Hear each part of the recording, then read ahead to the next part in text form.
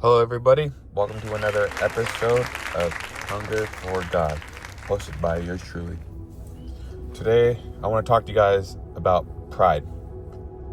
Let me start off with a testimony. Earlier, sometime last week, our door got kicked in by somebody. Don't know who. I think the police are still trying to investigate that. And it kind of shook us. Me as a man, I didn't have the proper protection. However, I do pray for my house every day, every night, and I show a good example of that as a man to my family. There's not a night or there's not a day that doesn't go by that we don't pray. So we're very blessed because our house was protected. Nothing got in. Nobody got in. I reached out to those I needed to reach out to and receive, more prayer as we should do as Christians. I reached out, asked for prayer, and one of my buddies who works the same business as I do, he's, a partner of mine, and he's also a pastor. So we've gotten very close. We say that we're twins. If he's listening, you know exactly what I'm talking about.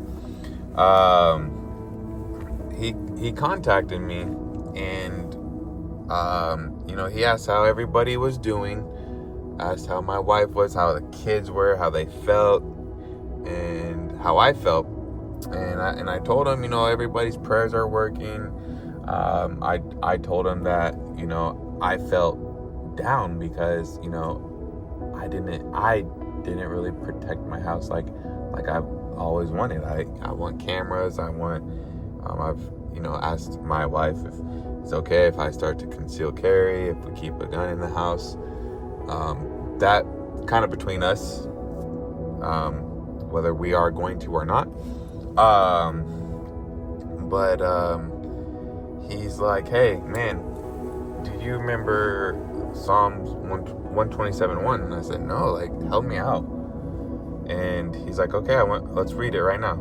So in Psalms 127:1, it says, except the Lord build the house, they labor in vain that build it. Except the Lord keep the city, the watchman waketh but in vain.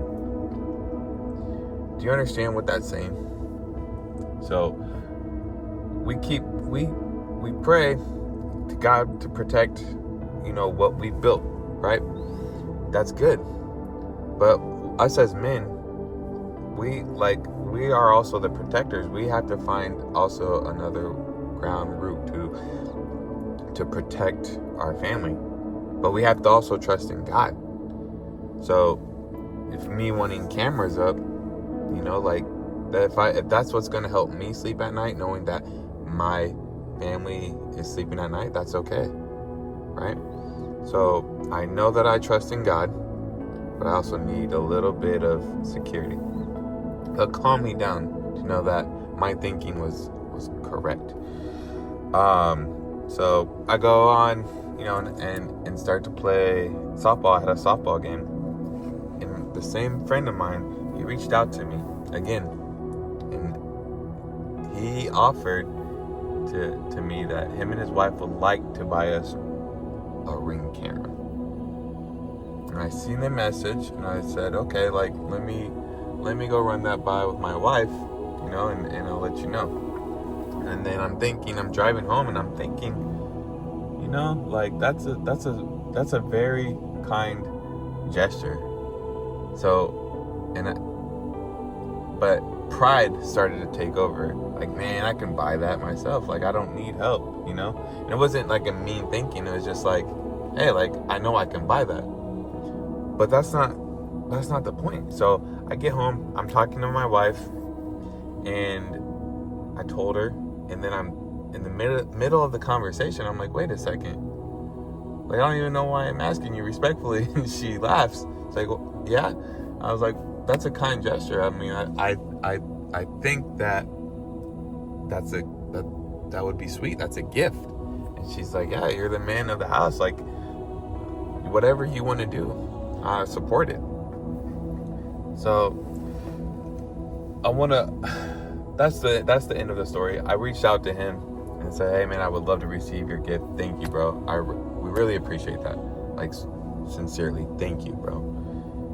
And he's like, all right, like, send me your address and I'll get that sent to you. So I wrote some stuff down. That was kind of in my mind after, and this is why I want to talk about this. So a lot of folks think saying no to everything makes them holy, but sometimes that's just pride wearing a nice hat. As one of my favorite pastors says, sheesh, bars, bro. Like, for real, like, that's just pride wearing a nice hat. If your friend or anyone gave you a gift in love and you receive it with gratitude, that can be a beautiful thing. The key is this: don't let the gift turn into entitlement, and don't let your heart start acting like you earned what was freely given. Don't say, I deserve this. Say, thank you, I appreciate you. That's how you keep a heart soft. When you look at the original Hebrew word for pride in passages like Obadiah, it points to a heart that gets lifted up and starts lying to itself. Keep it simple, keep it thankful, and keep Jesus at the center. One of my favorite passages I stumbled across in my 2 months in jail a few years ago. It says, the pride of thine heart hath deceived thee. Though that dwellest in the clefts of the rock, whose habitation is high, that saith in his heart, who shall bring me down to the ground? Though thou exile thyself as the eagle, and though thou set thy nest among the stars, thence will I bring thee down, saith the Lord. That's Obadiah chapter 1, 3 through 4. I read that in KJV. All right, so I will leave you guys with this. I want to give you guys a word and maybe a testimony. Every week will be different, but I want to try to do it at least once a week. I wanted to bless you guys with 2 this week, but this has been a blessing in general, God, that I'm able to do this for you guys. So my testimonies and my speeches that I give is all written down. That's why I like to do every Wednesday. Like I said before, I want to try to keep it short and sweet. This one is an exception because this was a big testimony. So not every week will be like this. Again, I want to try to keep them 3 minutes. But the ones that when I do give a testimony will be a little bit longer. But I want to hear back from you guys. I want to hear what you guys think of the word, and what you guys have been throughout the week. So God bless you guys, and I look to hear from you guys. I love you. Be safe, and God bless.